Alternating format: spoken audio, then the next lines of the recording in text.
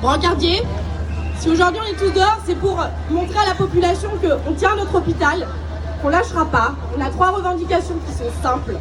Nos 3 revendications, alors on pourrait dire qu'on est des fonctionnaires et qu'on demande de l'argent, mais pas du tout. C'est juste le point d'indice de notre qualité de travail qui a été gelé. Donc on demande 300 € en plus, mais 300 € en plus, ça fait aussi valider tous nos acquis d'expérience qui ne sont pas validés depuis maintenant 10 ans. À ça, on va rajouter aussi les temps d'attente.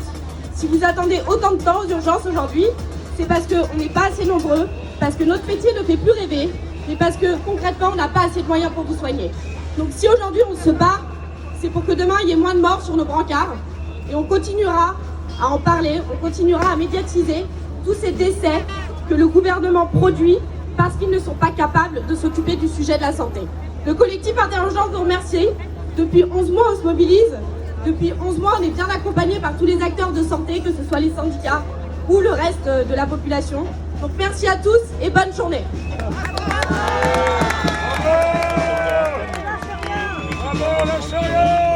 Aujourd'hui, c'est 14 organisations syndicales qui, de manière unitaire, font un front déterminé pour continuer à lutter pour l'hôpital public, parce que nous aimons nos métiers, parce que nous aimons l'hôpital public et les établissements de santé et d'action sociale.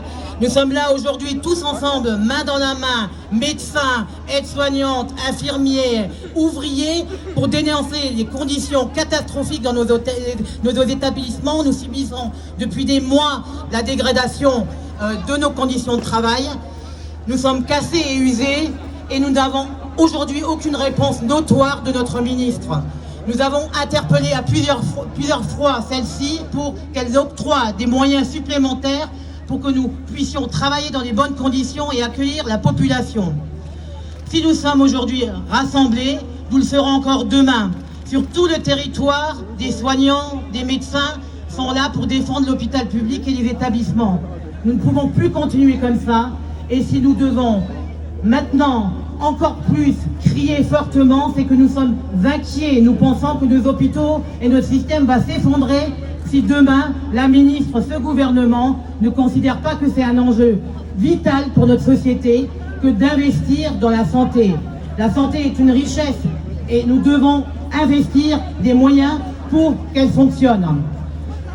Tous nos collègues aujourd'hui nous regardent et nous avons la responsabilité de continuer. Comme l'a dit Patrick, nous allons interpeller tous les élus locaux pour qu'ils puissent eux aussi demander à ce gouvernement d'enfin de débloquer les fonds qu'il nous faut. Nous remercions tous les salariés qui aujourd'hui se mobilisent et qui se mobiliseront les prochaines journées, encore à l'appel de cette unité qui est vraiment à souligner. C'est la première fois depuis 15 ans que toutes les organisations syndicales collectives sont ensemble pour dénoncer la situation. C'est que la situation est grave. Bonjour à tous et à toutes, Pascal Dias pour la Fédération Sud Santé Sociaux. Alors, en premier lieu, une pensée pleine de tristesse pour notre collègue de 30 ans, infirmière, qui est décédée hier sur son lieu de travail, mortellement blessée. Une pensée pour elle, pour sa famille, pour ses proches, et aussi pour notre collègue qui a été blessé dans cette affaire. Chers collègues, soignants, médecins, administratifs, ouvriers, ASH, socio-éducatifs, chers citoyens, usagers, usagères, présents à nos côtés, on est là. Même si Macron ne le veut pas, on est là, toujours là. C'est parce qu'on aime le service public de santé, du social et du médico-social qu'on se mobilise depuis des mois pour lui sauver la peau, pour empêcher que le gouvernement Macron-Buzyn lui porte le coup de grâce pour le plus grand profit des assureurs et des marchands de santé qui piaffent d'impatience. Nous étions des dizaines de milliers à manifester le 14 novembre. Quel plaisir alors de se retrouver si nombreux et nombreuses. Mais Macron et Buzyn n'ont rien voulu entendre de notre colère, ni notre cri d'alarme.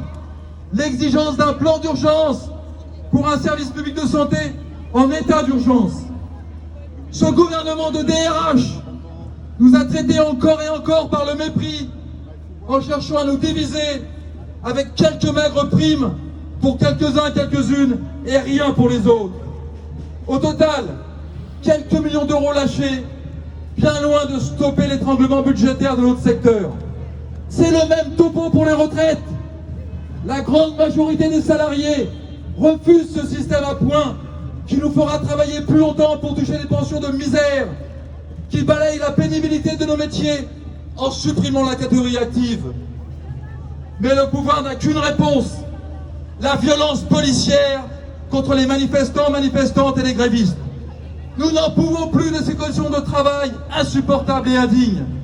Avec la population directement concernée, nous continuerons d'exiger la création de centaines de milliers d'emplois, les formations, les salaires, les budgets, les lits, les structures extra-hospitalières qui vont avec.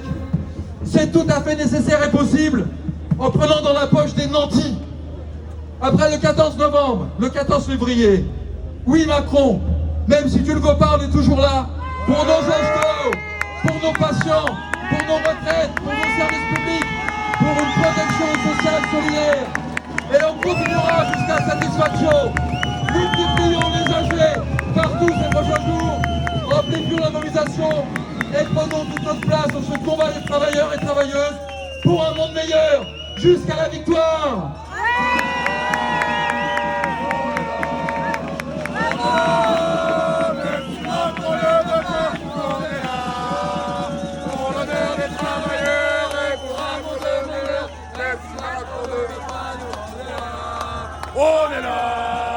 Alors, je vais continuer. Sophie Demeuré, je représente là tout de suite le collectif Interhôpitaux. Donc, on a suivi le mouvement du CIU, on est rentré dans le mouvement en septembre dernier. Ce mouvement, il est particulier par son ampleur, par le fait qu'en effet, il y a une union de tous les syndicats, qu'il y a une union des médecins, de tous les professionnels de santé de l'hôpital et des usagers. Et ça, c'est un élément très important. Le CIH il reste sur les revendications reprises par le CIU dont on vous a parlé. Il faut qu'on augmente les lits et le personnel là où il y en a besoin avec des ratios de lits, ce qui n'est pas le cas. Il faut pour ça augmenter le salaire des paramédicaux pour arriver à un niveau moyen de l'OCDE puisqu'on est au 33e pays sur 35 pour le salaire de nos paramédicaux et c'est tout juste pas possible. Et on a des postes qui sont vacants, donc on n'embauchera pas avec les mesures proposées par Madame Buzyn les infirmières et les aides-soignantes qui fuient le système public.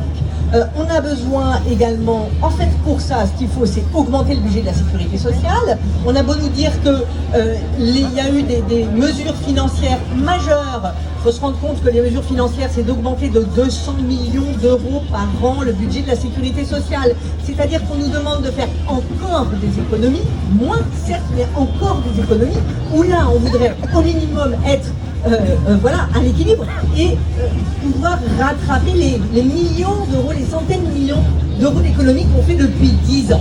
Donc un Ondam à 4%, c'est le seuil bas pour pouvoir inverser la vapeur. Les primes qu'on donne, qu'elle a acceptées, accordées aux paramédicaux sont des primes de 67 € pour les soignants de l'Île-de-France et que de l'Île-de-France, pour ceux qui gagnent moins de 1 700 € par mois. Est-ce qu'elle pense vraiment que les dizaines de postes vacants qu'on a à l'hôpital public vont être pourvus avec ces primes-là? Donc encore une fois, c'est un mouvement historique. Les choses ne sont pas terminées, elles commencent et on ne lâchera pas pour une simple et bonne raison, c'est que si on lâche, l'hôpital public va fermer. On ne peut plus travailler, les patients sont en danger, on ne peut plus les prendre à l'hôpital. Ou quand on les prend à l'hôpital, c'est avec des personnels qui ne sont pas formés, des intérimaires, et donc la sécurité des soins n'est pas assurée. Donc il faut continuer. Merci beaucoup. Bravo. Je voudrais continuer au nom du Printemps de la psychiatrie. Alors, l'originalité du Printemps de la psychiatrie, c'est que nous regroupons à la fois des patients, des familles, des citoyens, des professionnels, par des organisations, des associations, des syndicats, etc.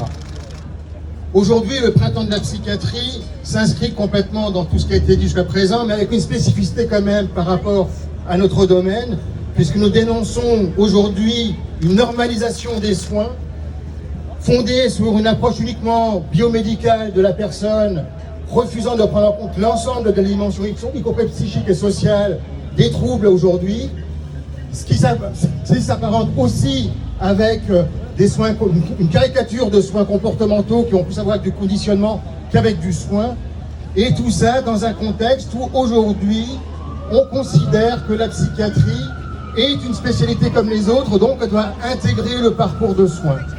Jusqu'à présent, le secteur psychiatrique est chargé d'assurer les soins de prévention, de cure et de post-cure, donc y compris le suivi des patients stabilisés.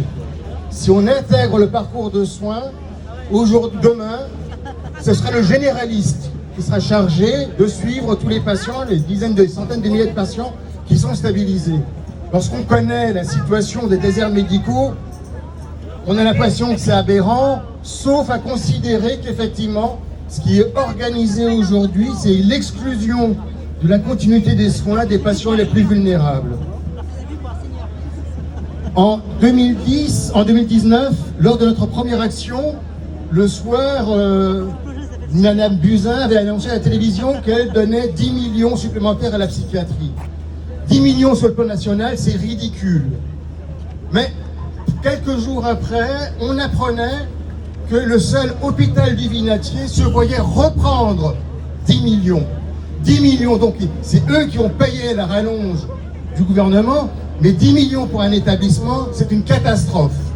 Alors effectivement, en 2019, ils ont continué à fonctionner comme avant, donc du coup ils ont creusé un déficit de 10 millions supplémentaires. Et là, récemment, le directeur de l'hôpital du Vinatier a annoncé des mesures pour résorber immédiatement ces 10 millions de déficit. Ça se signifie qu'on va fermer un centre médico-psychologique de pédopsychiatrie. Quand on connaît la pénurie en pédopsychiatrie, les délais d'attente insupportables pour les familles d'avoir un premier rendez-vous, l'impossibilité de suivre tous les enfants correctement, on voit l'aberration qu'il y a. Il y a également des menaces pour la fermeture et la fusion de plusieurs centres médico-psychologiques pour adultes. Là encore, on sait qu'en les fusionnant, en réduisant les capacités de soins et en éloignant le lieu de soins, on va, là encore, une fois, provoquer des ruptures de soins. Or, on sait que la rupture de soins pour un patient psychotique, ça se traduit le plus souvent par des suicides. C'est-à-dire qu'on condamne à mort un certain nombre de nos patients. C'est inadmissible. Et dernière mesure à l'hôpital du Vinatier, c'est la fermeture de 2 foyers et 2 structures d'hospitalisation pour autistes adultes et psychoses infantiles vieillissantes, donc des patients qui sont les plus vulnérables, qui ne peuvent pas vivre tout seuls. Ils vont se retrouver à la rue sans aucun projet pour chacun. Le résultat, c'est que les plus chanceux, entre guillemets, vont peut-être trouver une place en Belgique. Les autres, si les parents arrivent si un des parents arrête de travailler, ils pourront peut-être le suivre à domicile parce que ces personnes ne sont pas capables d'être autonomes. Et pour les autres, on ne sait pas ce que ça va être. En tout cas, ça sera une horreur.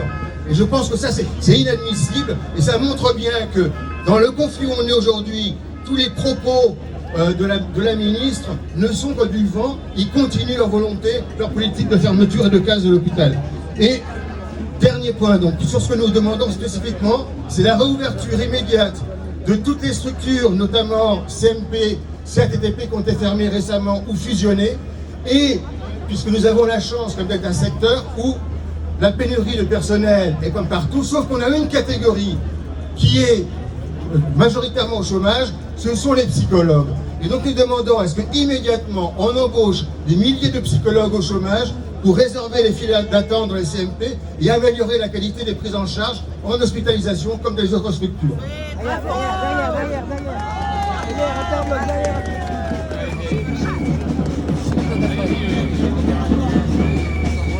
Bonjour à toutes et à tous. La coordination nationale des comités de défense des hôpitaux et maternités de proximité est complètement partie prenante de cette mobilisation, de l'ensemble des mobilisations pour l'hôpital public, car le but, c'est bien que l'hôpital puisse répondre aux besoins de la population. Et c'est le sens de votre combat, c'est le sens de notre combat et il faut effectivement qu'on le fasse dans la durée parce qu'il faut que le président de la République, que le Premier ministre nous entendent. Notre coordination, il y a bien longtemps que ce ne sont plus uniquement des petits hôpitaux dans lesquels il y a des usagers fiscales, puisque c'est dans l'ensemble des hôpitaux qu'il y a des problèmes dont les usagers se rendent bien compte, que ce soit par des temps d'attente pour des interventions programmées par exemple, que ce soit pour des sorties trop précoces, parce qu'il faut faire de la place avec des personnes qui se retrouvent à leur domicile, à la charge de leur famille, le plus souvent des femmes d'ailleurs, dans un rôle d'aidant, parce que l'hôpital n'a pas su assumer jusqu'au bout son rôle social, son rôle de prise en charge de la population. Toutes les personnes qui participent à nos actions reconnaissent l'immense dévouement de l'ensemble des personnels et ce qui est effectivement la nouveauté de cette année et ce qui est très bien, c'est que l'ensemble des personnels de l'hôpital, que ce soit les infirmières, les aides-soignantes, les médecins, les personnels ouvriers, sont entrés dans la lutte tous ensemble et cela doit nous permettre effectivement de gagner. Il faut plus de moyens pour nos hôpitaux et cela est possible. Dans notre coordination, nous discutons beaucoup des moyens qui sont possibles et ce n'est effectivement pas à nous d'apporter des solutions. Mais il y a quand même un certain nombre de choses générales qui se dégagent. Par exemple, le fait que c'est la première année que les exonérations de cotisations de sécurité sociale décidées par le gouvernement ne sont pas remboursées à la sécurité sociale pour la mettre en déficit et après permettre de dire on ne peut pas donner d'argent aux hôpitaux. Notre lutte est juste et nous devons la continuer tous ensemble comme elle est partie. Bonjour à tous.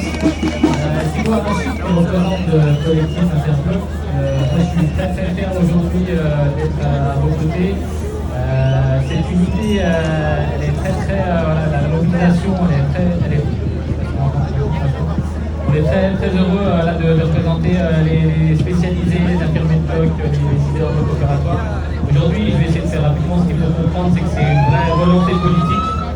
Les moyens, on sait les aujourd'hui, on sait que l'hôpital public a un manque de moyens humains, financiers. On sait très bien où trouver les moyens. Alors aujourd'hui, on interpelle le gouvernement une fois de plus, on est une fois de plus dans la rue. C'est vrai qu'on est un peu désabusé quant aux collègues qui sont assignés abusivement. Si aujourd'hui, il y a des collègues qui ne peuvent pas se mobiliser, qui pensent à nous, qui sont sur les réseaux, qui montrent leur mobilisation. Donc aujourd'hui, il faut continuer le combat. On n'a pas le choix aujourd'hui si on veut assurer le service public, si on veut que la politique macronienne qui n'est orientée que sur la rentabilité laisse le public accepter toute la patientèle. Tout le monde ne peut pas aller dans le privé, on n'a pas la même patientèle. Donc voilà, aujourd'hui on est là, on est présent et on continuera, on est fiers d'être à vos côtés. Voilà, je vais laisser la parole à mon collègue. Je vais me mettre là.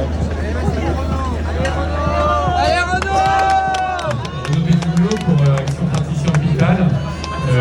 Donc aujourd'hui, on est tous là pour déclarer notre amour à l'hôpital public, un endroit où on se dévoue tous, les soignants, les médecins, pour que les patients puissent être soignés correctement, quelle que soit leur maladie, leur lourdeur, leur âge. Et ça ne peut pas être fait dans le privé. Il faut arrêter de démanteler l'hôpital public au motif de lui faire cracher de la rentabilité en l'étranglant un peu plus chaque année. Nous demandons à ce que l'ONDAM, les dépenses de l'assurance maladie, suivent l'évolution naturelle des dépenses de santé pour pouvoir soigner tout le monde.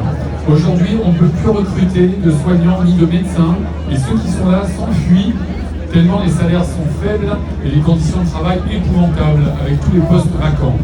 Le pouvoir doit comprendre que tant qu'il n'aura pas pris la mesure réelle de ce qui se passe à l'hôpital, l'hôpital c'est le sujet le plus important pour les Français quand on pose la question de leur priorité. Tant qu'il n'entendra pas ce qui se passe à l'hôpital, tant qu'il ne le résoudra pas, on ne s'arrêtera pas. On ne peut pas s'arrêter, on doit sauver l'hôpital. Merci.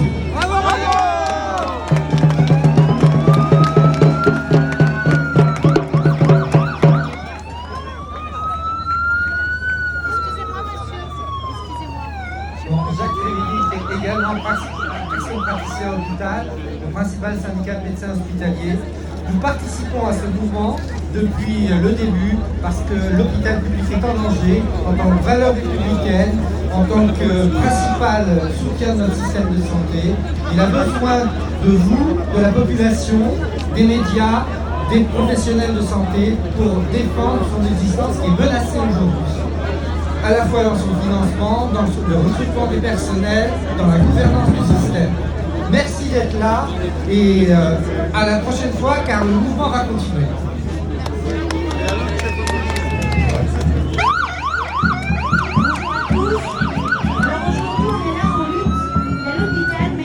Il y a aussi les EHPAD, il ne faut pas l'oublier l'EHPAD.